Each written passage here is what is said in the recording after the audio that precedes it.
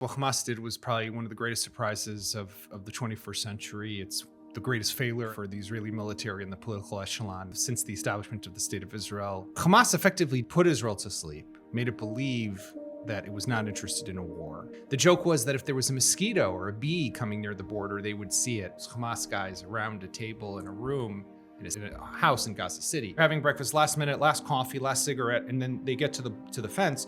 Literally in the span of minutes, hundreds of Hamas men enter an Israeli town. And within minutes, they're at all of the frontline military positions. They rip apart the communication system. So suddenly all these border frontier positions are blind. Right.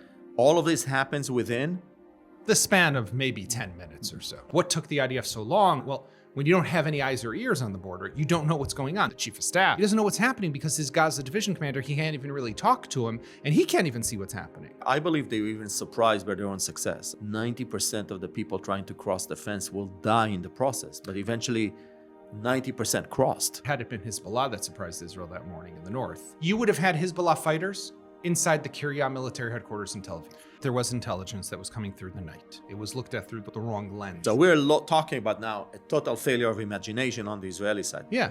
There was nothing that we could have done to prevent a catastrophic event. Yoav Gallant is getting ready to get on a bike. The head of military intelligence is in a hotel in Eilat. The commander of the Air Force is home. Where's the prime minister? Prime Minister's home. In hindsight, we knew everything. We believed in a fairy tale. The conceptia had two primary legs to it. Number one, Hamas does not want war. The second leg is that we believed that Hamas wanted economic prosperity. Nothing big can happen in Gaza without us knowing it. There is a provision in the Oslo Accords that prevents Hamas from participating in the election. And the Americans said, don't worry, Fatah is going to win. He comes to a decision, kick the can down the road. If I look at Netanyahu, why is he here? One, keep Israel safe, prevent the establishment of a Palestinian state. When you think about, if you want to prevent that happening, Hamas becomes something of an asset. We believed in that. They described Sinwar as the moderate voice within the Palestinian Hamas leadership.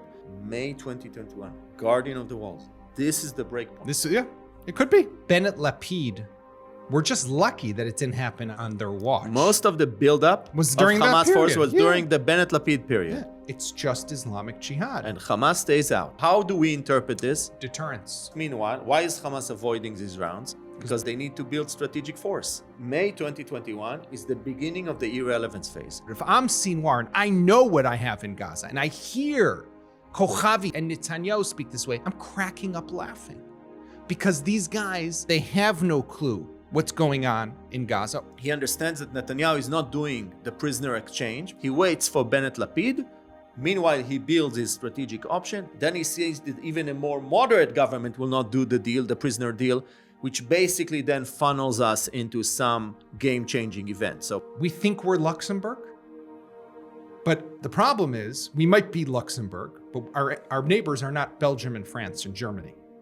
Our neighbors are Gaza, Hezbollah, and Syria and Iran.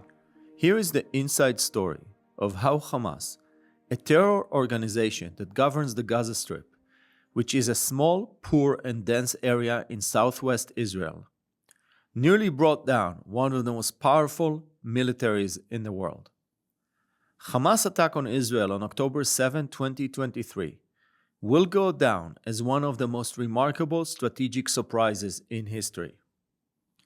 Since October 7, there have been many speculations about what could have been prevented if there was earlier warning, more IDF forces along the border, or if the Prime Minister of Israel would have been woken up. At the same time, things could have been much worse. Over the past 20 years, I've studied the phenomena of strategic surprises, how they incubate, and why they are, to a degree, inevitable. This is why I'm honored to host today my friend Yaakov Katz to discuss what happened on October 7 and how we got there. Yaakov is an Israeli-American author, columnist, and journalist. He is the co-founder of MEAD, which is the premier Middle East America Policy Forum, and a senior fellow at the Jewish People Policy Institute in Jerusalem. He's a former chief editor of the Jerusalem Post who published 3 books on seminal event in Israel's security history. This week, Yaakov's 4th book, While Israel Slept, was published, co-authored with Dr. Amir Buchbut. It is a gripping tale of the origin of October 7. Yaakov, it's such a pleasure to have you here. You've just published this incredible book, While Israel Slept. How Hamas surprised the most powerful military in the Middle East, which is really an incredible write-up about one of the most consequential events in the modern history of the Middle East. And we have this great privilege of having you here on this podcast. And I'd like to start to dive right in and actually ask you about the surprise, meaning the scale of what happened on October 7. I know a lot of our listeners heard part of the story, but can you just give us operationally, what was Hamas able to do on October 7, 2023? Well, Gidi, first of all, it's great to be here in person with you and not do this remotely. So thanks for having me on the show. 100%, right? What Hamas did was probably one of the greatest surprises of the 21st century. It's the greatest failure, I think, for the Israeli military and the political echelon of since the establishment of the State of Israel in its 77 years of existence since 1948. And what Hamas effectively did was put Israel to sleep, made it believe that it was not interested in a war. And comes October 7th in the morning, 6:29, rockets start to fly into Israel, hundreds and eventually thousands. And under the cover of those rockets, Hamas launched a very effective assault on the border, a border that we believed was the strongest, impenetrable border in the world. So many people have been down there and would be in awe of the multi-layer fences, electronic fences, and different sensors and radars, phased radars that could see if somebody's coming. Remote control guns. And automated fire. Yeah. Remote control guns on these turrets that were like on these towers along the border that you could activate from far away. The joke was that if there was a mosquito or a bee coming near the border, they would know and they would see it. Underground wall to prevent tunnels from crossing into going Israel. all the way to the aquifer. Yeah, and additionally systems that Israel had developed over the years, sonar, seismic, geologists, you name it, that they could identify, is the tunnel being dug, and where is the tunnel being dug, and what tool are they using to dig the tunnel? They were so sensitive, still very classified, but all of this together, they cross the border. They launch a very effective attack. They take out our communication systems. They take out the cameras. They do it under the cover of the rockets, and they do it on a Shabbat morning, on a Saturday morning, on a holiday weekend, when the military is anyhow a little lower in its state of vigilance. And within minutes, they're at all of the frontline military positions. So let's just take the first part, right? So 6:29, they launch an attack, thousands of missiles. They know the mode of operation of Israel, which means that when there is an attack, everybody moves into the bunkers. Correct. Under the attack, they cross the border. Across how many points? Eventually, it gets to 60, 70 points. Incredible. 67 crossings around the border. But they dash to the border. They have these very small little teams, most of them on the beginning at least, on motorbikes. They get there really, really fast. It's a matter of from the homes. The IDF gets its hand on video footage later that shows Hamas guys around a table in a room in a city somewhere in Gaza, in a house in Gaza City. And then it actually clocks down from their GoPro cameras. They see from the house to the border. Where they're having breakfast. Last minute, last coffee, last cigarette. And then they get to the fence, literally in the span of minutes. That's what we're talking about. And then they blow with explosive devices. They blow through the fence and they're across the border. But while they're doing this, drones are dropping explosive devices on cameras, on those remote control weapons. And they're inside Israel. And then what they do right away, number one, is go to those frontline border positions, blow up communications, and take out any eyes, ears that the IDF might have this along is the very border. Important. They knew where the communication boxes were. Exactly. So they go to the communication boxes and they rip apart the communication system around the border. So suddenly all these border frontier positions are blind. Right. All of this happens within the span of maybe 10 minutes or so. 10 minutes, maybe. right? Yeah. All right, all very quick. And by the way, I'll jump just 1 second to the end. Because one of the questions that everyone asks is, what took the IDF so long? Why was it so slow to respond? Well, when you don't have any eyes or ears on the border, you don't know what's going on. So people sitting in Tel Aviv, in the BOR, the underground command post, the chief of staff, who eventually gets there, he doesn't know what's happening because his Gaza division commander, he can't even really talk to him, and he can't even see what's happening to be able to report back. Right. Under his MO, when it begins, he goes to the bunker. He's in the command post in his base, Yes. which then his base comes under attack. Yes. So all the borderline positions under attack. So just to explain, we're talking about a border that is 60 kilometers long, which is being breached across 70 points, and it's being crossed on the ground, in the air, and at sea, right? Correct. So let's talk about at sea for a At moment. the same time, this is what's happening on the ground. At the same time, you do have Hamas commandos, these naval forces, so-called, if we could call them that even, who are crossing in from the north of Gaza to a beach called Zikim, where they're landing with boats. Some of those boats are intercepted because miraculously, the Navy base in Ashdod, which is just nearby, got some sort of alert through the night that something might be happening. And therefore, they added one extra boat of their own to the patrols off the coast. So they intercepted some of those boats, but some got through, and there was a massacre on the beach of just people who were fishing that morning. One of the more horrific images, I mean, there's so many, but one of them was a public bathroom at the beach where you saw people who had, Jews, Israelis, who had gone to hide and were just gunned down that morning. But so they come in by boat, they come in by ground. And then, of course, there's the famous footage from the Nova Festival where you see these people on paraglides, right? Flying somewhere in the sky, coming off across from Gaza. So they're landing also now from the air in the fields around Gaza. And then together with those who have crossed the border, together with those who have come from the air, they launched the horrific assault on the music festival where thousands of people were participating and over 300 were gunned down and killed that day. So basically, we have two festivals. There were two parties. And then they're attacking how many communities? They're attacking all communities all along communities the border. I think along it's the about border. 20-something communities. It's about 22 or 23 communities, but some they're more effective at. Some they get pushed off. Some they don't make it into. Some they are more coordinated. Where they were most effective, they were most coordinated. Right? They were very effective in Beirut. They were very effective in Kfar Aza. Like if you take Kfar Aza as an example, eventually hundreds. I mean, I think we just have to just pause for a moment. Hundreds of Hamas men enter an Israeli town. Not 10, not 15, hundreds. Right. So this is actually very interesting. How many Hamas people were on the front line of the assault to Israel? The first group, the Nukhba, that comes across.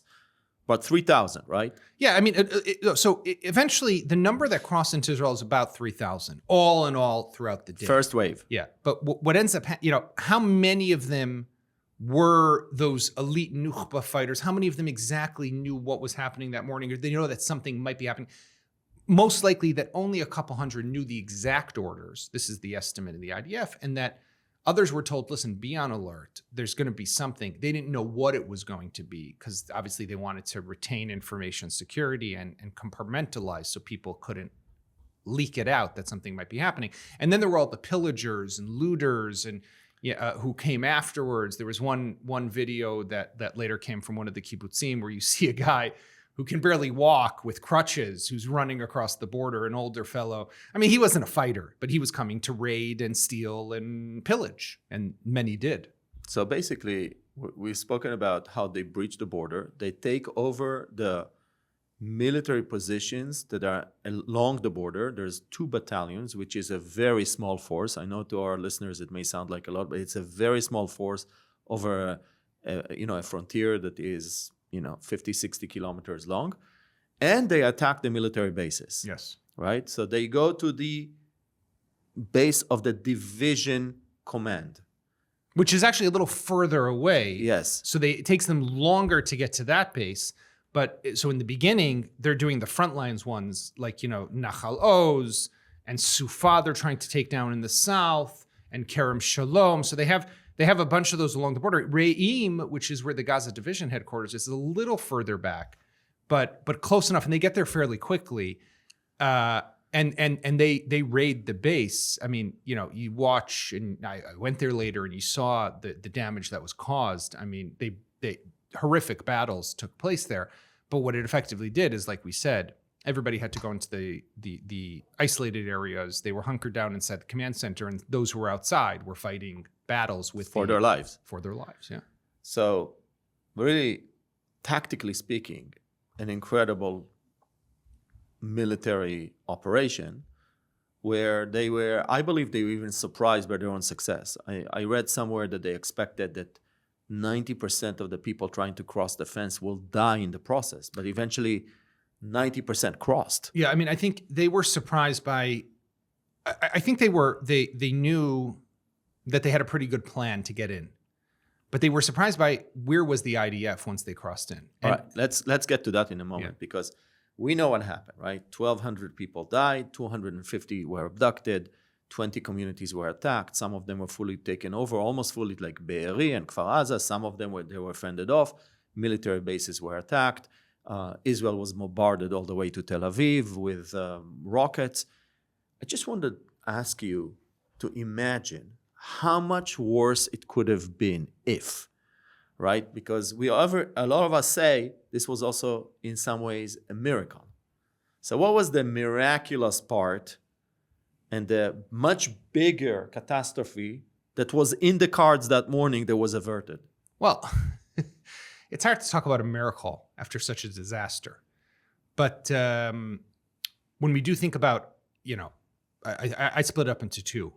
Number one is what Hamas, the more it could have done, right? Where it was planning to get to. Exactly. That's what I was referring to. So what it was planning to do. I mean, by the way, there's another element to it that they jumped the gun on Hezbollah and Iran, right? There was plans that Israel later discovered, that there was an attempt to coordinate potentially a three-pronged assault from Iran with ballistic missiles, from Hezbollah with a very similar. And I think you and I both know that had it been Hezbollah that surprised Israel that morning in the north, I mean, that's what I'm talking about. Definitely Tel Aviv, they would have made it to. Definitely. That's what I'm talking about, because there are some areas in the northern border. We're not going to talk about northern border, just one area where a team of Hezbollah, if it crossed the border, within 7 minutes, it's in Nahariya. 10 minutes, it's in Nahariya. No. They would have made it to Tel Aviv. I have no doubt. You would have had Hezbollah fighters inside the Kiryat military headquarters in Tel Aviv. So I think that when I say miracle, I know it's not an appropriate word for this event. I think that there were a few moments where Hamas teams that were already moving east and moving north were intercepted and stopped. And I was within seconds, meaning it was primarily police, by the way. It was a lot of police. Right. Yeah. Police and random people who heard what was happening and came down. Police lost, I think, 60 people who fought on the roads. On the road. Yeah. And intercepting Hamas teams, literally sometimes putting the roadblock seconds before the Hamas team arrived. That could have gone to Rishon LeZion, could have gone to Ashkelon. Yeah, I mean, they were going up Road 232. They were on their way to the center of the country. They were already moving east, and they got to Ofakim, and there was an intelligence base nearby that they were also trying to get into. They had plans to go even farther. We think even to Dimona. Right, they wanted to get to potentially Dimona. They wanted to get to Air Force bases. They wanted to release all the prisoners in Shikwana. They wanted to get to prisons. But the other thing that's interesting is when Israel later collected all the forensic evidence and the bodies and saw the equipment that Hamas carried with it. They came with medical equipment. They came with equipment that they could even do amputations out in the field, not of Israelis, of their own people. They were ready for a long haul and a big battle. And it was, it's indicative of just what they thought I think they were still surprised. That I agree with, and that seems to be the case. But even with the surprise, they thought that they could do much more. All right, Yaakov, I want to take you to the other side. How much better it could have been. So you're writing a lot, you and Amir. By the way, the book is also Dr. Amir Buchbut, who's a very renowned journalist and in some ways researcher, I think, of defense issues. We're talking to you today. So you're talking about the military being surprised, the General Security Service being put on alert. I'm talking about everything is happening in the last 24 hours, right? How much better could have been if anybody would have responded, assuming that the strategic surprise is still happening, meaning assuming that the Hamas attack was not blocked, but the tactical awareness could have been raised. How much better could it have been?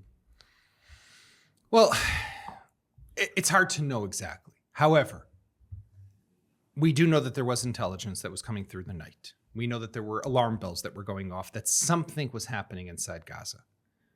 And we could talk about exactly what those were if you'd like, but there were those alarm bells. Now, that intelligence that was being collected was just not analyzed the right way. It was looked at through the wrong lens, the wrong prism. And the debate was very simple. Is this a drill or is this an attack? And if it is an attack, what kind of attack? And basically the assumption was that if it is an attack, God forbid, but we don't think it's an attack, but if it is one, it will be small in scale, and the forces that are along the border will be able to fend off that attack. The flip side of that, Giddy, is that and I don't have what to base this on, except for just a feeling. No, it's all imagination. Right. By the way, I heard you quoting Donald Rumsfeld, Yes. who said it wasn't problem information about September 11. He said, in America, it wasn't problem information, it was a problem of imagination. So we're talking about now a total failure of imagination on the Israeli side. Yeah. But I'm just talking about the tactical thing. Let's say they would have raised the level of preparedness. Oh, no, that's what I'm about to say. I mean, they have tanks on the border. Had they taken the tanks sit back usually. They don't sit on the fence themselves. They have these positions that are below, and then they drive up to be in a position. You've seen this. Had they driven the tanks just up to the border, and kind of, I say, figuratively, turn down the floodlights and point them at Gaza. Not that I know they had the floodlights, but let's imagine for a moment. And just stood there and say, hey, we're here, and we know what you're doing. I think there's a good chance Hamas never would have attacked. Hamas would have stood down. Or if they had attacked, it would have been smaller. It would have been definitely more contained. And it would have been remembered potentially as a bad day for Israel, but a day that Israel was prepared. I mean, I talk about tanks, but take 2 Apache helicopters. They're based in Ramon, not far. It's a 10-minute flight from the Gaza border. You put up 2 longbows along the border, and they're just blowing up sand with their, with the rodders up above. That's it. I think just so to say that the level of preparedness of the Air Force that day was 2 Apache attack helicopters that were ready to go. So just, having 6, having 8, that could have made a big difference. But I do want to suggest, as a proposition to you, that by that time, the fact that Israel would have had its worst day in terms of terrorism, that train had left the station. There was nothing that we could have done to prevent a catastrophic event. And let's say on that day, 50 people would have been abducted and 200 people would have died, which is 20% of what really happened. Still in our mind, it would have been a worse day. Yeah, it would. I mean, again, it would have been a terrible day, and it would have been a day that would have dragged Israel into some sort of response. I don't think it would be what it is today. Right. Yes. So just one last question in this segment is, how surprised were we? So you have a lot of anecdotes at the beginning of your book about how surprised we were. So can you just share a few of them? I mean, we were... Yoav Gallant, exactly, the defense minister, former general, former head of the Southern Command. He was the guy who in 2008-9 was the commander of Operation Cast Lead. And always calling for aggressive action in Gaza. Giddy, I was then a military reporter for the Jerusalem Post back in 2008-09. I covered that war in Gaza. Was with the IDF there. And I remember a briefing with Yoav Gallant in his office in Beersheba at the Southern Command headquarters. And at the time, there was the Cast Lead had 2 stages to it. It had the initial stage where they went in, they cut across the Gaza Strip, they cut off the north from the south, very similar to what Israel has done in this war. But then the question was, do we go all the way? Do we topple Hamas? Gallant wanted to, and there was some tension between him and Gabi Ashkenazi. Gabi Ashkenazi was then the chief of staff. That tension then evolved into many other things. Won't get into it at the moment. But I was in a briefing with Yoav Gallant while he was the head of the Southern Command, where he says, if Gabi were to let me, I would go all the way into Gaza City. I would take, then it was not Yahya Sinwar, it was somebody else. I would Ismail Hania. I'll take Hania and Muhammad Def, who was always then, and I'll hang them from the main square in the middle of Gaza City. I can get to them. He was the gung-ho guy. Just hold me back, the wild stallion. Yoav Gallant on the morning of October 7th was up in his home in a community in the north. So no sirens up there. At 6:29 in the morning, he was getting ready for a bike ride and was already dressed in his bike outfit, was getting ready to go for a bike. Beautiful, beautiful nature nearby. And his daughter calls him. I know this area very well because my great-grandfather was the redeemer of a lot of land there. There you go. Binyamina. Yeah. And his daughter calls him. His daughter in her 20s lives in Tel Aviv and says, Dad, there are sirens in Tel Aviv. What's going on? And he says, I don't know. And he calls up Herzi Halevi, the chief of staff, who now we know had been up the whole night pretty much on a flurry of phone calls with his operations commanders and with the Southern Command and with the Gaza guy, division guy. It says, Herzi, what's going on? And Herzi says, this is a war. You better get here. And Yoav packs a bag and basically heads to the defense ministry, the Kiryah, where he then, descends. Okay, so let's be very quick. Yoav Gallant is getting ready to get on a bike. Where is the head of intelligence? The head of Aaron Khaliva, who's the head of military intelligence, is in a hotel in Eilat. In Eilat. Where is the commander of the Air Force? No, the commander of the Air Force is home. He's not at home. He's not aware at all. He was not on any of those phone calls. He's managing the first hour of the war from home. From home, correct. Right? So where's the prime minister? Prime minister's home. At home. He's, he's woken up. It's like an incredible. Yeah. There were, surprise. The people who needed to, like Yaron Finkelman, who's the head of the Southern Command, he was up north over the holiday. He, in the middle of the night, with everything that was going on, because of, again, those alarm bells, gets in his car and starts driving to Beersheba, far from the border, but that's where the Southern Command headquarters are. Some of the other commanders were actually on base, and they were there, and others did come, but even like the head of the operations directorate, Oded Basuk, was not yet at the IDF headquarters. Okay, so we have established that everybody is literally asleep. Yeah. Almost everybody. How much information did we have about the tactical plans of Hamas?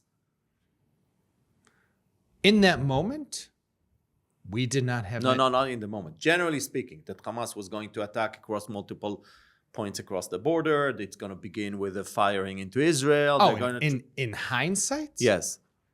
We knew everything that they were going to do. We knew everything. Everything. I mean... it's incredible, isn't it? I'll give you, just two documents that had been prepared in the years prior. One document was prepared by Avigdor Lieberman, who was the defense minister back in 2016. He wrote an 11-page document called The Defense Minister's Position on the Situational Assessment of the Gaza Strip, 1-to-1, back in 2016. You know who was the head of military intelligence then, who he handed the document to? Herzi Halevi, who later becomes the chief of staff. And then there is a presentation of Netanyahu in the Knesset, right, where he describes 1-to-1 what ended up happening in 2023. Right. But then there's another document that which Yoav Gallant had never seen. A couple weeks into the war, it lands on his desk called Jericho Walls, which was the name that the Gaza division had given to it. It was written by intelligence officers in the Gaza division. And it also 1-to-1 of exactly what was going to happen. But okay, so we're talking about a tremendous gap between what Hamas was planning and preparing for. We had all the information about these plans, and we were asleep.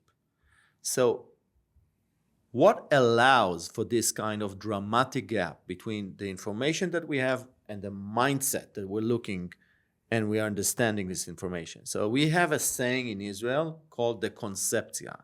It's really a unique Israeli creation because we take an English word, we say it in Hebrew, give it a new meaning that then cannot be translated back into English. So can you just explain the whole idea of by the way, concept? I've been thinking a lot how to translate it because you're right. It's not the concept. Concept is not the word. It's the paradigm, or even better, you know what I use? It's the fairy tale, because that's what it really is. It's a fairy tale. We believed in a fairy tale that a genocidal terrorist group could live on our border and that we could buy them off with money and buy them off with rounds every 2 years of violence and hit them like a whack-a-mole game, and that will buy quiet. It didn't work. Hold on. Let's get into that far. First of all, let's break down what was the conception. No, the conceptia was one that basically had two primary legs to it. Number one, Hamas does not want war. Number two, Hamas can be contained and / deterred. Contained and deterred. Correct. Right? So if you go back, I also did it. How many times did we hear from our generals contained and deterred? Oh, I mean, thousands of times. But one of the more interesting moments was months before, just a few months before October 7th, Amit Tsar, the brigadier general, the head of the research division of the intelligence corps, very senior officer, briefs the cabinet all the time, gives a speech where he says, in the beginning, this was the beginning of 2023, in the beginning of the new year, Hamas is deterred and contained. We're good. Yahya Sinwar, they don't want war, they want economic prosperity, blah, blah, blah. This is what Amit Tsar, one of the top intelligence officers in the country, says. Yahya Sinwar speaks just a few days after and says, we're coming for you and we're coming in a flood. And when you look back and hear that word flood, you know what they called the attack on October 7th? The El Aqsa flood. Yes. El Aqsa for the mosque in Jerusalem. This was not just a random word used by Yahya Sinwar, the leader of Hamas. Yeah, in the prep for this conversation, we spoke about the significance of a word. So contained and deterred. Why was Israel convinced that it's contained and deterred, right? You already mentioned the barrier. So there's a physical barrier that goes all the way down in the ground to the aquifer, meaning you cannot dig tunnels from beneath. There's the Iron Dome, right? Number two. What else creates the conception? The containment policy, I think, has three legs to it. Leg number one is what you just said, technology, okay? So we have the wall underground, we have the wall above ground, we have Iron Dome, so rockets, they fire at us, we swat out of the sky, they don't bother us. So they're over there, they might try things, but we got it under control. This is the contained element. This is the contained element. The second piece of it, the second leg, is that we believed that Hamas wanted economic prosperity. We believed that they wanted money. Here is where you have two pieces. The Qatari cash that every month was going to Gaza, that Yahya Sinwar was saying he wants to keep receiving. And the Qataris were meeting with him and were transmitting back to Israel. Sinwar wants to keep getting the money. We tell a story in the book of how a Qatari mediator goes to Gaza after Sinwar's father had passed away to visit the mourner's tent and speaks with Sinwar and says, no, Sinwar wants quiet. He wants to keep getting the money. That is transmitted back to then it wasn't Netanyahu was the prime minister. This is during 2022. Naftali Bennett was the prime minister, but it's all the same. And also wants workers to come in. In other words, he wants economic prosperity. He wants quiet.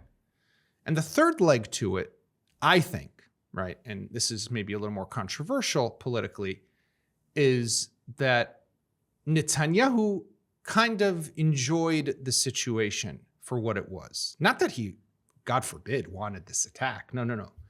What I mean by it is the division between Gaza and the West Bank, having Hamas here and having the Palestinian Authority here. And even though, to some extent, when you look at it now, by giving them money, he built up Hamas. By not interacting or engaging with Abu Mazen, he built down the Palestinian Authority. But this was part of a greater ideology of keep them divided so that I can never be pushed into a process that could lead to a two-state solution. So you're saying this is the marginal. I actually think this is the driver, but it's all a matter of interpretation. But let's just break down the conception for everybody who's looking at us or listening to us. The barrier, Iron Dome, this is the technology side.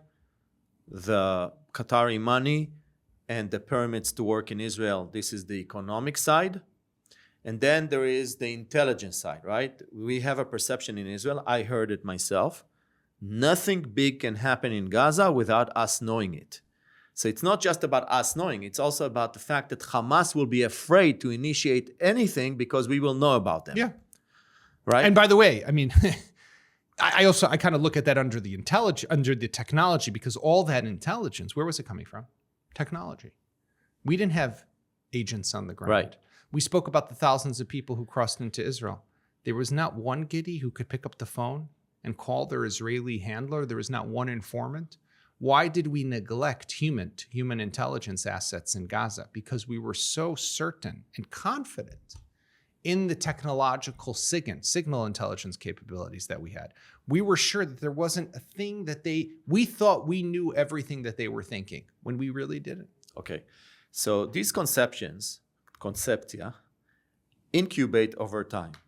And initially, because our side is not stupid, initially they are relevant. And then at some point they become irrelevant, right? So let's try to break that timeline down. When was the conception developed as relevant?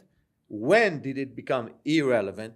And how long was it fed to remain in our mind when Hamas knew they were planning on going to war? So let's start with the first phase. When was it incubated? Well, it's an interesting word. I like that word, incubation. I think that, if we look back, because now we're talking September 2025, so this is about exactly 20 years ago that Israel pulls out of the Gaza Strip. And then in the immediate aftermath, and that was the unilateral withdrawal and the disengagement by Ariel Sharon. August 2025. Right. August 2005. And then it's funny, not funny, it's sad. I was the lead reporter at the time for the newspaper, for the Jerusalem Post, and I was, of course, in Gaza throughout that whole period. But I was also at those briefings with then the defense minister, Shlomo Mofaz, and others who took us to lookouts over Gaza and said, if they fire just one rocket, well, I'm paraphrasing now, but we'll blow them to kingdom come or something. And of course, we didn't stand by that, but that's, a separate issue. But anyhow, we pull out of Gaza. January of 2006, elections are held in the Palestinian Authority for the legislator, the parliament. Hamas wins. Another strategic surprise, by the way, much smaller in scale, but still a strategic surprise. None in the Israeli intelligence saw it coming. Right. There were people within the IDF who had tried to convince, then it was George W. Bush, the administration, who tried to convince the Bush administration, Condi Rice, that this is not a good idea for there to be elections. I was involved in these conversations, but the Americans were so vain and so confident that Fatah will win the election. There is a provision in the Oslo Accords that prevents Hamas from participating in the election. And the Americans actually said, we could move ahead with the election with Hamas participation. Don't worry, Fatah is going to win. Yeah. This is like the real kind of cornerstone of this whole crisis. But anyhow, let's continue. And I remember I met with IDF officers afterwards. I won't repeat the 4-letter words that they were using for Condoleezza Rice after those elections. But anyhow, because they were very upset with what had happened. But the Hamas wins those elections in January. Summer of 2007, June, Hamas overruns Fatah and takes over the Gaza Strip. Fatah is kicked out, evicted. No Palestinian Authority in Gaza anymore. And then, of course, in this period, in 2006, also Gilad Shalit is kidnapped by Hamas. They cross in through a tunnel and they abduct Gilad Shalit, a soldier who had been stationed along the border. But then we fall into this cycle. 2008-9, we mentioned already Operation Cast Lead. 2012, first Gilad Shalit Summer Rains operation. That's 06. 08-09, Cast Lead. 2012, Pillar of Defense. And then comes 2014, Operation Protective Edge, which drags on and on and on. 51 days, I think, at the end. And Netanyahu is reluctant throughout this whole operation. He wants it over so quickly. If you look back, he kept on trying to get a ceasefire with the Egyptian mediators, and he can't because Hamas keeps refusing and violating. And his arm is twisted by particularly Naftali Bennett in the cabinet to send troops into Gaza. And he eventually does, only because Hamas starts popping out of tunnels inside Israel and kills Israeli soldiers. Thankfully, he doesn't kidnap them. And that, I think, was that period of these constant operations, one after the other. Until 2009, it's under Ehud Olmert, but then Bibi comes back. Let's just stop there, because I think it's very important to distinguish. The goal of Ehud Olmert was to topple Hamas. Right. Ehud Olmert did not want Hamas. Hamas had to go. So he creates a blockade on Gaza. And Ehud Olmert's philosophy is, I will collaborate with the Palestinian Authority. I will collaborate with the Egyptian. I will get international support to topple Hamas. Which is why, in parallel, he does the Annapolis negotiations with Abu Mazen. He coordinates with as I said, with other countries. This is the mindset until 2009. No BS. We are here to topple Hamas. Come 2009, Netanyahu comes to power to 2009 to 2013. I believe Netanyahu still wants to topple Hamas. Oh, by the way, he goes around promising that he's going to do that if you vote for him in the election. Yes, and Lieberman at the time says, give me 48 hours and Hamas is off. So basically the mindset of Israel until 2013 is one way or another, we're toppling Hamas. What happens then? Now we're talking about the third Netanyahu government from 2013 to 2016. That, I think, is the beginning of a new approach toward Gaza. Well, no, I think 2014, during Protective Edge, Netanyahu, 0809, Olmert's prime minister, he sends ground forces in. 2012, Bibi refuses to send the ground forces in. 2014, he builds up ground forces, but everyone's laughing because they know he's not going to send the troops on the ground into Gaza. And he only does it, like I said, because his arm is twisted. And then they don't perform as well as he would have wanted, and it drags and drags on. And I think he's disenchanted with the performance of the IDF ground forces. And he comes to a decision in that period of time. This can't go on anymore. This every 2 years fighting something, every 2 years another battle. We're not going to be able to topple Hamas. I need to come up with another way and another scheme to be able to basically kick the can down the road, keep Hamas where it is, contain it. And this is where the containment policy begins to grow. This is beautiful because we're actually beginning to understand the evolution of the conception that eventually leads to the war.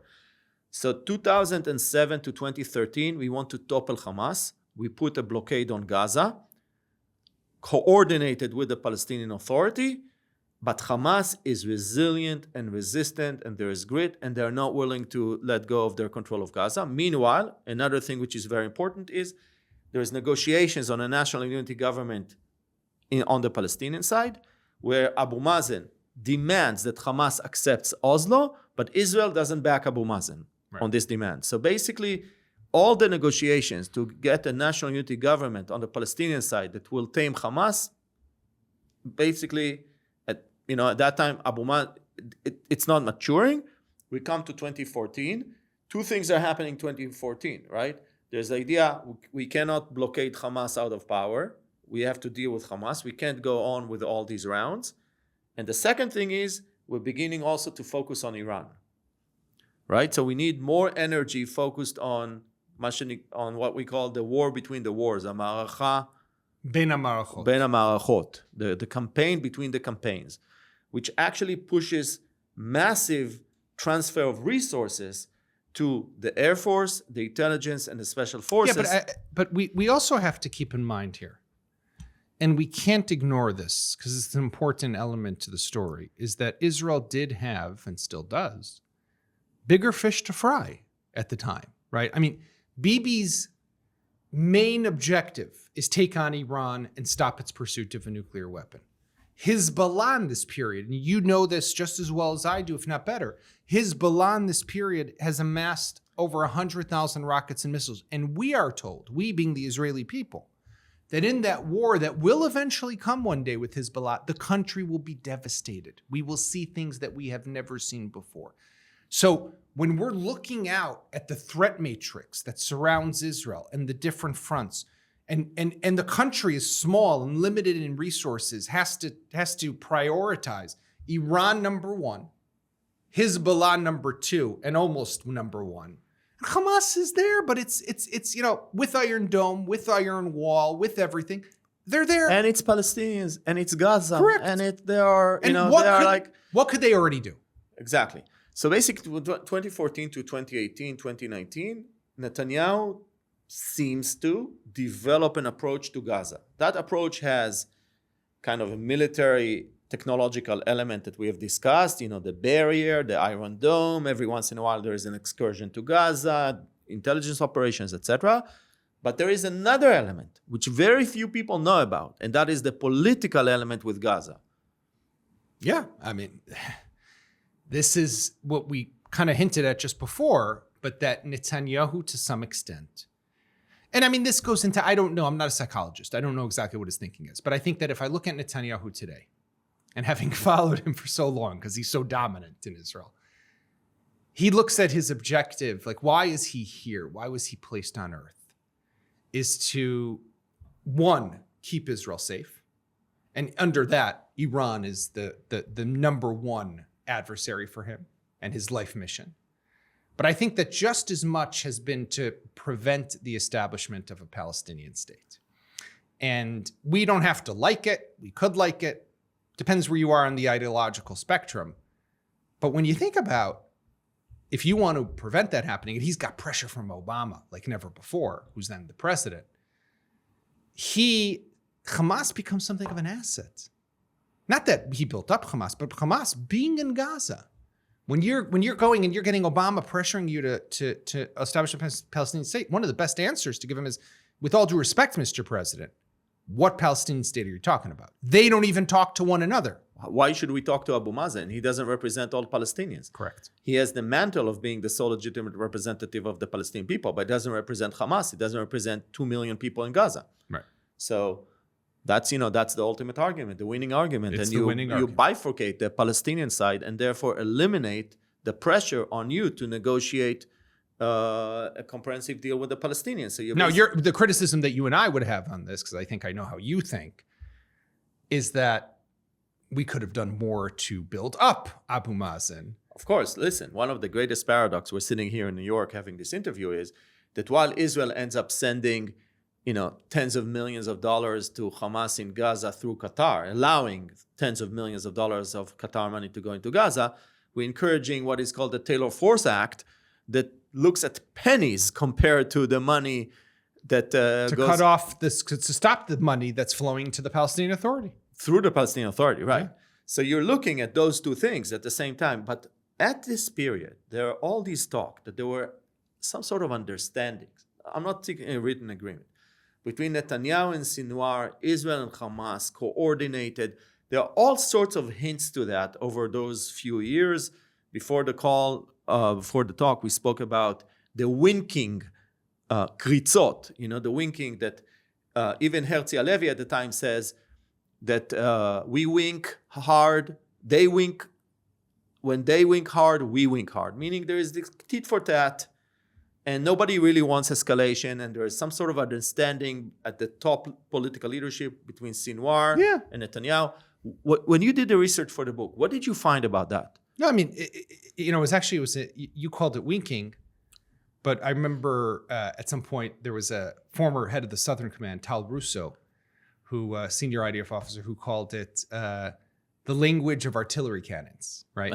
That we talk to each other through the exchanges of rockets. So we see where they fire, and then we respond accordingly. If they fire in open areas, we we'll fire an empty target. Or an empty dune, sand dune, or an empty, we'll take down, we say we bombed a Hamas position on the border, but we made sure it was empty before we destroyed it, right? So it's a lot of languaging and messaging and signaling that's done through the way you attack targets and which targets you attack. And you could say that a lot of it is for public consumption. But what goes on the political level through the Egyptians in this period? Because the key player at the time is Egypt, not Qatar. The Egyptian intelligence officials. So what happens there? Because at some point, Sinwar basically says to Netanyahu, let's move ahead, take the next step. What does he mean? In May 2018, when Sinwar gives the famous interviews and saying, take the next step. What does he mean? He speaks of a longer-term arrangement of sorts, under which there will be some sort of an understanding. Hamas will be able to continue to solidify its control over Gaza, will have more economic means at its disposal, and we'll have this tenuous situation. No one's becoming good friends, but we understand what they're doing, they understand where we are, and we kind of keep it as it is. And we believed in that. Not only that, I can tell you that when I had meetings with Israeli intelligence officers at that time, they described Sinwar as a moderate, as the moderate voice within the Palestinian Hamas leadership, compared to, for example, Mohammed Deif and others. Now, I also remember from the time where it was described to me as if they will never agree to the legitimacy of Israel. No, that's not happening. But they can agree to the existence of Israel, literally saying, in the same way that, Yaakov, I see you across the table, we see Israel across the fence. We can't deny that. Right. It doesn't mean that we have to fight it all the time.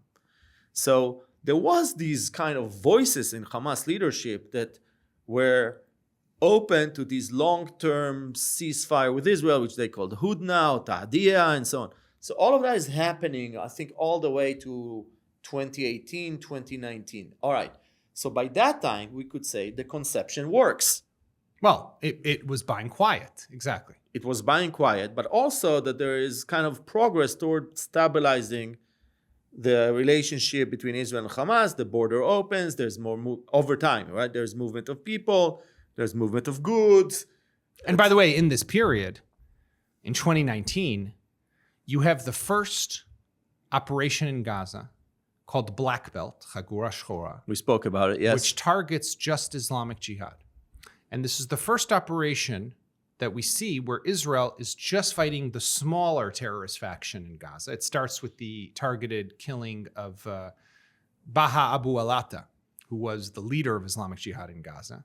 And Israel takes him out and signals to Hamas and says it very clearly. This is not about you, Hamas. This is just Islamic Jihad. You sit this one out. We're not coming after you.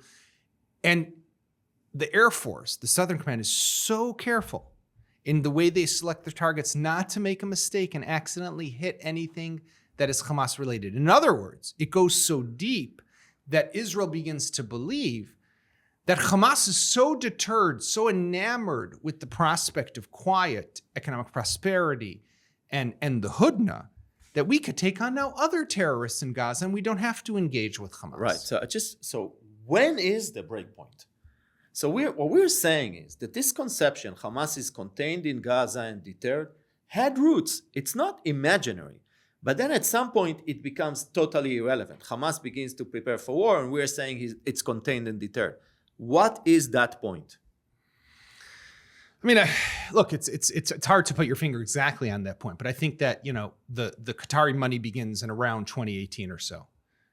And because Qatar steps up, right? In the aftermath of 2014, Qatar comes in and starts to pour money into Gaza to rebuild a lot of the infrastructure that had been destroyed. So Israel sees this as an opportunity. And the Qataris are always looking for an opportunity to wield influence and strength anywhere in the region that makes them a power broker and a player. So Israel takes advantage of that.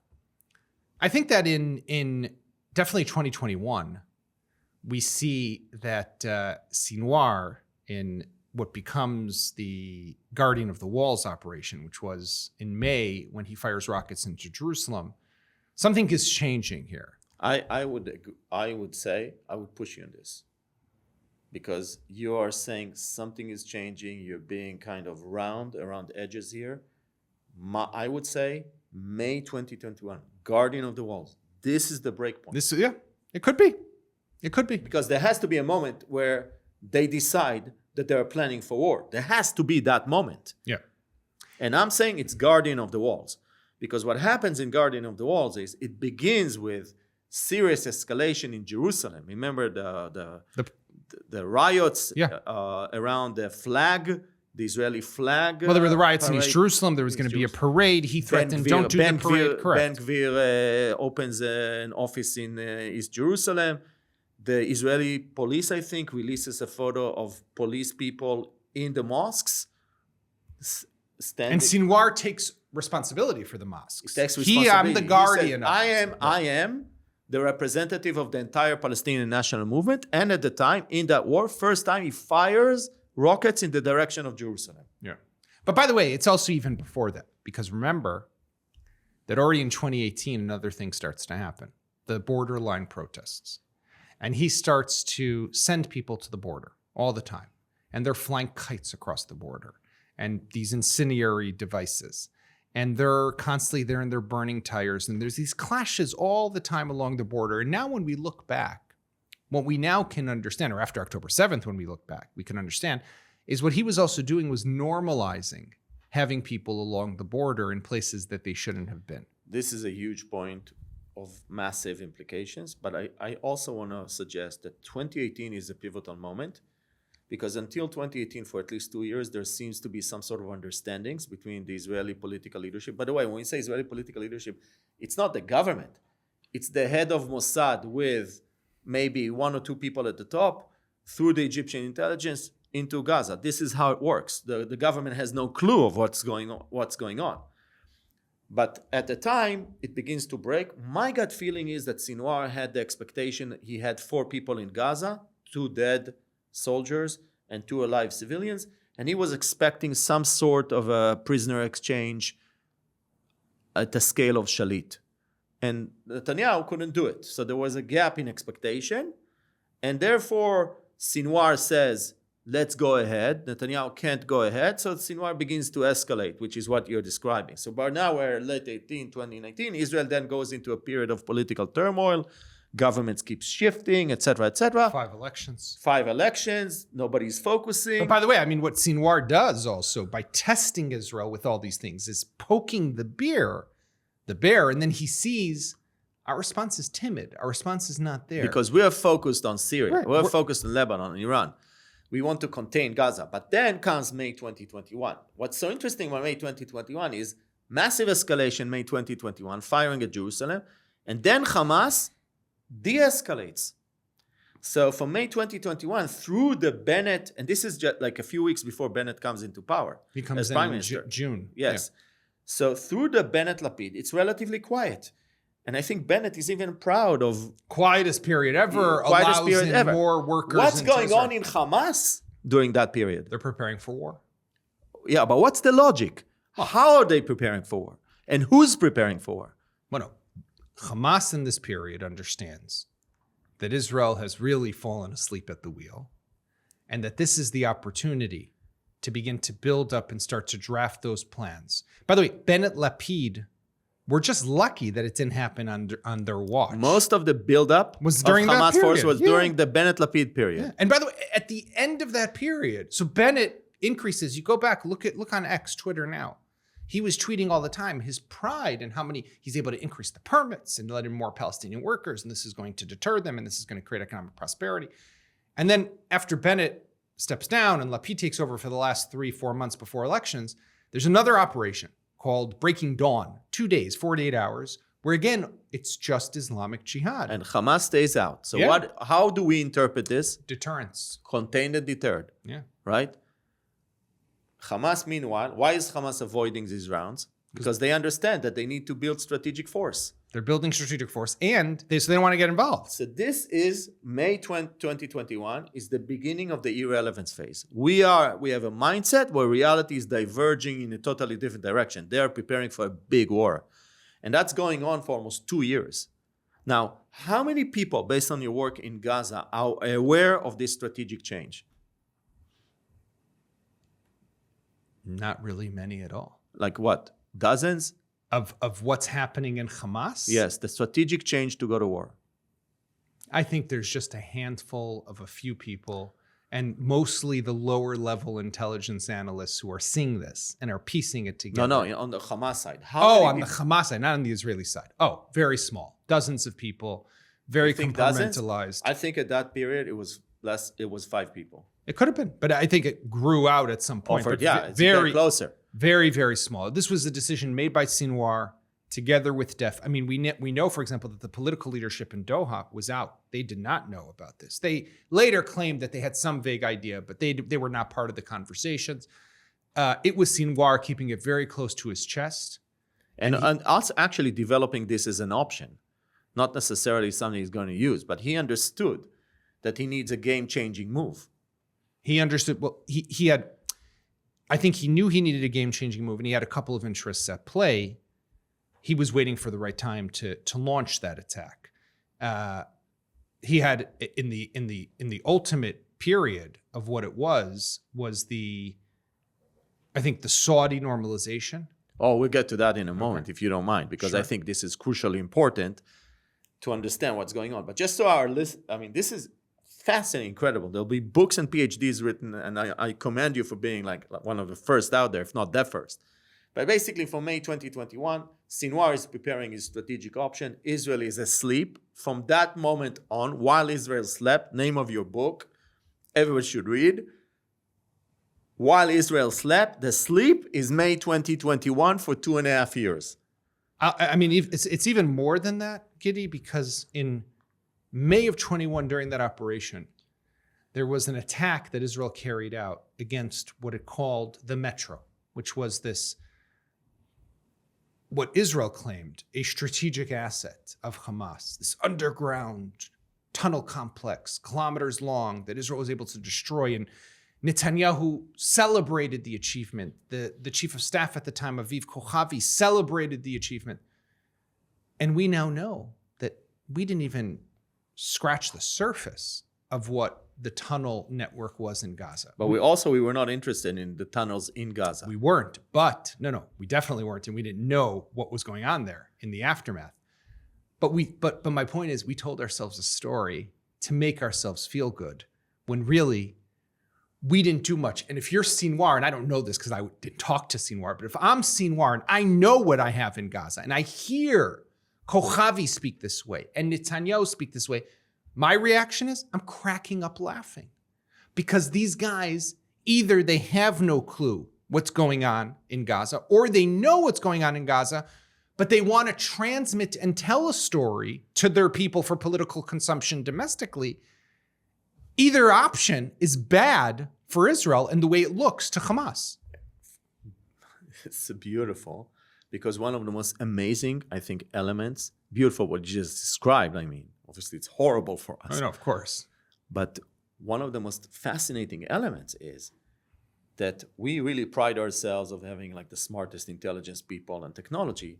But really, in that period, Hamas understands that we have the conceptia, the conception, and begins to feed it. So it's a kind of a psychological warfare that they are doing in this period to feed our mindset that they're contained and deterred, which you allude to in the book. But maybe if you could say a few words, because I think that's one of the most fascinating elements in the whole story. No, Hamas tells us that they don't want war. I mean, we tell a story that Mohammed al-Ahmadi, who is the Qatari mediator, he's the guy who's bringing the cash he goes to Gaza, he meets with Sinwar, he comes back, he passes on messages. This is just one example, right? And he tells Bennett and his staff, it's all good. He's still committed. He's committed to the quiet. To the understandings. Yeah, to the understandings and to the quiet. I mean, in hindsight now, we look at the judicial reform that Netanyahu kicked off in January of 2023, which became the focus of this current government when it was first founded, and ignored any plea from anyone in the defense establishment that just stop and listen. This is ripping us apart. It's exposing. It's making us vulnerable. And he wasn't willing to pause because in his mind, no, they're still committed to this. Right, contained and deterred. You just hit on a very big point again. Thank you. So contained and deterred. So if they are contained and deterred, we can take more risks. What are the risks that we're taking? So let's just go back, my interpretation of what happened is that Sinwar understood by 2018, 2019 that Sinwar's number one thing at the time is the releasing the prisoners from the jail. That this was his life cause. And because he himself had been a prisoner. Yes, because he came out in Shalit. Right. Remember, there's even a story that he didn't want to be included in the list of people who are being released. He was a leader in the jail. Eventually, he's convinced to be released, and he comes out and he swears he's going to bring the other Palestinian prisoners, and that was his number one thing, I believe, for a very long time. And then he understands that Netanyahu is not doing the prisoner exchange because he has 4 people in Gaza. He says, "Oh, Shalit, about 1,100 people came out. I have 4 people in Gaza. Should be able to bring thousands." Netanyahu will not do the deal. He waits for Bennett Lapid. Meanwhile, he builds his strategic option, but because he thinks Bennett Lapid is more moderate, then he sees that even a more moderate government will not do the deal, the prisoner deal, which basically then funnels us into some game-changing event. So by now we are... You know what it is to an extent, Giddy? And we write about this in the book, is just how well he read us. Oh my God. First of all, he speaks Hebrew. Fluent Hebrew. Speaks fluent Hebrew. Read, by the way, in jail, read books by Jabotinsky, by Begin, the biography of Rabin, really read up on Israeli history. And our listeners need to understand here, in the hierarchy of the Arab world, in the perception, there's no lower caste than a Palestinian refugee from Gaza. And here is Sinwar, a Palestinian refugee in Gaza, being able to do something so sophisticated. But let's just, to us, I'm not talking about atrocities that of course came along with it, but I'm just talking about the way he understood. But now we are in late 2022, a new government comes into power, the mindset is contained and deterred. And because it's contained and deterred, this government can takes more risks, elevates the temperature in the system, right? So you're talking about the government reforms, but there were other things as well. There was the escalation in the jails. When Ben Gvir goes after the Palestinians in the jail, which is an issue that is very near and dear to Sinwar. This is one thing. There is the strategic expansion of settlements, and there is escalation in Jerusalem. So if you're Sinwar and you see yourself as the leader of the Palestinian national movement, all these things are happening, and they're happening while Israel wants to focus on Iran and Syria, assuming it's contained in Hamas is contained in deterrence, so you can actually do all these things and get away with it. Meanwhile, Sinwar is developing his strategic option, right? And we are not paying attention. Do you agree? No, 100. We're not paying attention. We are asleep, as you say in the book. We are totally asleep, but we're distracted. And Netanyahu is not willing to listen. I mean, there's the famous event that happens in March of 23 when Yoav Gallant gives that speech and warns of the security repercussions. And what's Netanyahu's response? Fire him. He then walks it back. There's the famous story of Herzi Halevi, the chief of staff, who wants to meet with him on one of the days of the voting in the Knesset on one of the judicial reform bills. Netanyahu refuses to see him. There were letters that we later discover were sent by intelligence officials to Netanyahu that warned that there would be security repercussions. So they didn't know to put their finger on exactly what was going to happen, but they did sense that something was shaking, something was changing. Our deterrence was eroding because people saw the division within Israel and how civil society was breaking down. The talk of reservists who were saying, we're not going to serve anymore if this government goes ahead with the legislation that it wanted to pass. This was viewed as an opportunity by enemies. And again, it could have been Iran, it could have been Hezbollah, it could have been Hamas.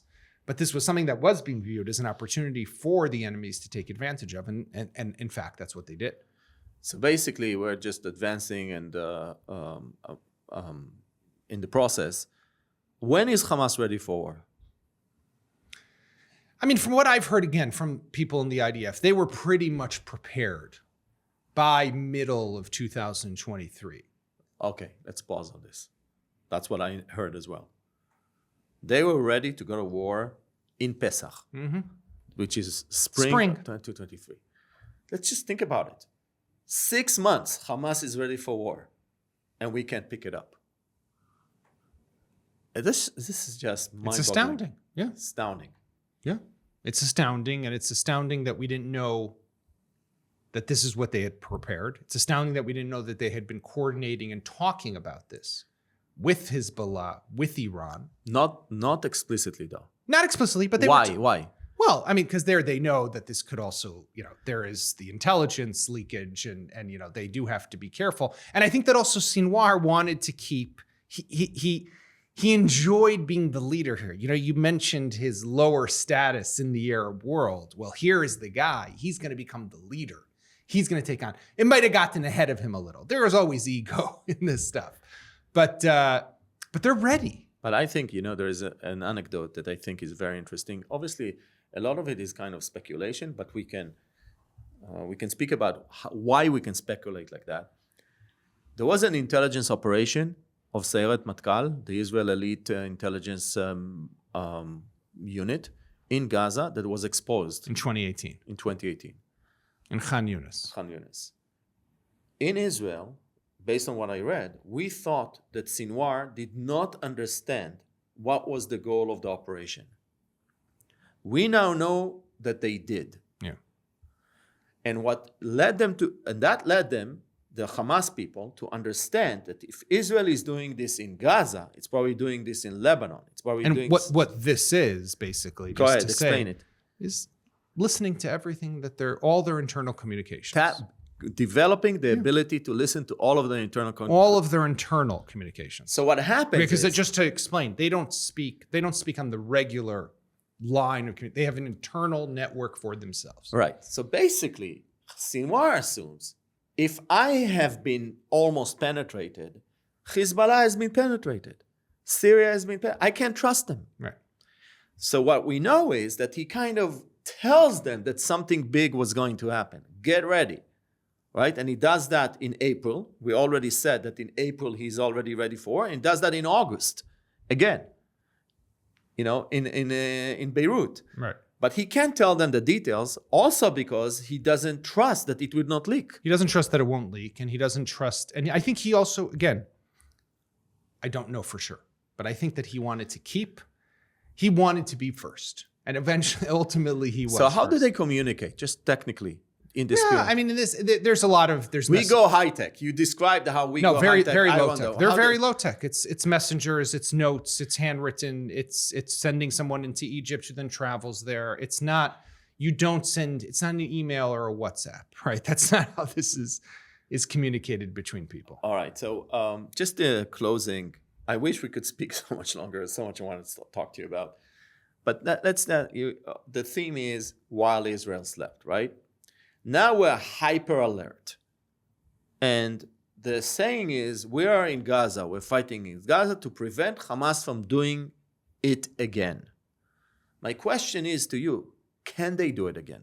Well, right now, of course not. And I would say probably even, let's say tomorrow the war ends.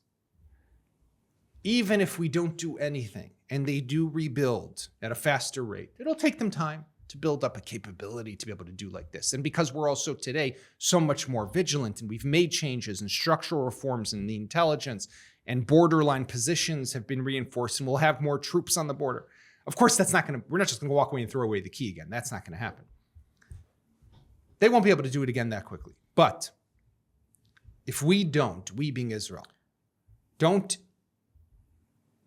we don't have to do it if we don't help facilitate the establishment, in my opinion, of a new entity in Gaza. And by the way, it runs the gamut. It could be Israel that controls Gaza. It could be the Palestinian militias that were apparently arming, like Abu Shabab that controls Gaza. And it could be anything in between, right? Palestinian, Saudi, Emirati, Egyptian, whatever these things look like. Whatever it is, we have to help facilitate that governing entity, and that governing entity has to prevent Hamas from reconstituting itself. And if we don't do that, Hamas will rebuild. And it will take time, but they'll rebuild. The other thing that needs to happen, in my view, and we write about this in the book and in our recommendations at the end, is that Israel does also need to adopt, and it has adopted this now, we see it playing out, a policy of preemption. No longer containment, right? Containment gone. No more hachala. Now it is, you see something, you attack. You don't write it down. Oh, let's jot down where that target was. Let's jot down where that rocket launcher or where we saw them digging a tunnel. No. Now you see the tunnel, you attack. Now you see a rocket moving, you attack. You see a bad guy driving, you attack. That's how Israel's been with Lebanon so far. That's how Israel's been with Syria so far. Lots of talk now that there might be another round with the Iranians, potentially them attacking us or us attacking them. But that's how we'll have to be. If all of that happens, we have the potential to prevent this for a very long time. But if one or two of those do not happen, then it's a matter of time till this will happen at some scale or some form. Maybe not at the scope of what happened, because we'll be more aware. But I'll just say one thing, Giddy, and you might agree, you might not. I think that we in Israel have a severe problem, right? Or you could call it a weakness. Some could look at it as a strength. We look at ourselves as part of the West. You know this, all Israelis. Our trade is with the Europeans and the Americans. Our culture is with Europe and America. We consume American media, film, TV, not Indian or Chinese. We are part of the West. We think we're Luxembourg. But the problem is, we might be Luxembourg, but our neighbors are not Belgium and France and Germany. Our neighbors are Gaza, Hezbollah, and Syria, and Iran off. And that requires of us a change in our state of mind as a people to recognize that, yes, we're going to have to fight for a very long time. And by the way, it's tragic. It's sad. It's sad for me to say that. It means that our kids are going to fight. I just want to say that when I grew up, every Friday afternoon, I know you grew up in Chicago, I grew up in Israel. Every Friday afternoon, there was an Egyptian movie on the Israeli TV, which all of us watched. You're saying we're watching American movies. I can tell you growing up, we watched an Egyptian movie every Friday afternoon on TV. But I do want to say, I want to speak about the phenomenon of strategic surprises. You mentioned in the book 1973. There are so many similarities between 1973 and 2023. And there were multiple strategic surprises along the way that were smaller, that we were not paying attention. For example, with all of our multi-billion-dollar intelligence operation, we didn't see the Arab Spring coming. We didn't see the Hamas victory in the election. We didn't see the collapse of the Syrian Assad regime. Right. So there are strategic surprises happening all the time. And I'd like to ask you, focus on that, because I actually agree with you that the probability of Hamas ever doing anything like that is near zero, including because a primary reason Hamas was able to do that was that there were no forces on the border. Right. And that will change. Right? So that changed forever. That's not happening anymore. But that doesn't mean strategic surprises can't happen again. Exactly. That's my point. Right. And this is the paradox of the strategic surprises. Because over time, you're very vigilant. And then over time, you begin to make working assumptions and to take things for granted. I'll take you in a whole different direction, Giddy. And then there will be a strategic surprise from another direction. But I'll take you in a whole different direction. And that could, and with this, you'll close. Yeah, I mean, right now, Israel has something of a renaissance period, let's call it, with the United States under President Trump. Now, that could change at any moment because he is so erratic. But right now, things are great. Do you know this stuff just like I do? Do you identify preparation in Israel, outreach by Israel to what's happening in the Democratic Party, if and when they are going to take office? Of course, that's a clear national security level strategic surprise. But the Americans are coming. Yeah. And by the way, there is the renewal coming up in 2028 of the military aid. The military aid. Right, but my point is, like, here we know it's happening. We know it's coming, and we're not doing anything to prepare for it. I'll give you another example of a strategic surprise that could dramatically change Israel's national security standing. And that is if the world says, you know what, we heard you. You don't want a Palestinian state. You don't want a two-state solution. We heard you. It's all yours. Manage it. Right. And then suddenly we have to deal with X number of million Palestinians within Israel in a totally different political structure. It's enough even for just the Palestinian Authority to say, we're done. It's yours. Yes. Also true. So what I'm saying is strategic surprise will always come from your blind spot. It will always come from the area where you don't know that you don't know, which goes back to what Rumsfeld said. You know, some people at the time called it Rumsfeldian because it was statements that many people didn't understand, but they were actually very profound. And he said the failure was not information, it was in imagination. And he also says we need to be concerned not about the problems we know. We need to be concerned about what we don't know that we don't know. Right. And this is profound. September 11, the United States had all the information. And it came. Pearl Harbor, the same. By the way, just in closing anecdote, and then over to you. Just before the Chagim, you probably know this, the head of the analytical branch of the Israeli intelligence in the IDF sends a book, a gift, to all the senior leadership of the military about Pearl Harbor. Do you know this story? No. And he sends it with a personal note. This is 4 weeks before Hamas attacks. That this could still happen. Mm-hmm. We have to be aware. We should never take for granted. We should always question ourselves. His letter, the letter that he sends, I don't want to name names here because I don't think it's personal. The letter that he sends to the entire higher command of the IDF should be on everybody's wall and framed. Because this is the epitome of the blindness. To be sending a letter about Pearl Harbor 4 weeks before Hamas attacks. Yaakov, so just, I think your book is fascinating and super important.